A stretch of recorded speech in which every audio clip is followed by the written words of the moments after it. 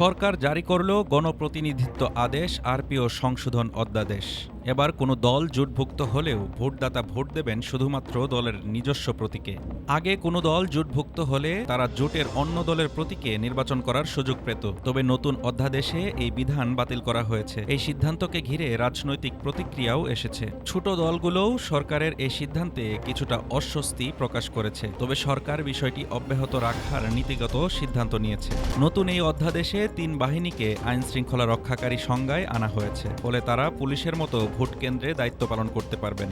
আলাদা আদেশের আর কোনো প্রয়োজন নেই। কোনো আসনে একক প্রার্থী থাকলেও ভোটারদের না ভোটের সুযোগ থাকবে। নির্বাচনে অনিয়ম ধরা পড়লে কোনো আসনের পুরো ভোট বাতিল করার ক্ষমতা দেওয়া হয়েছে কমিশনের হাতে। পাশাপাশি যে কোনো নির্বাচনী পোস্টারও এবার সম্পূর্ণভাবে নিষিদ্ধ করা হয়েছে। সরকারি এই সংশোধনীগুলি আগামী জাতীয় নির্বাচনে ভোট প্রক্রিয়াকে আরও স্বচ্ছ ও নিয়ন্ত্রিত করার লক্ষ্যেই আনা হয়েছে।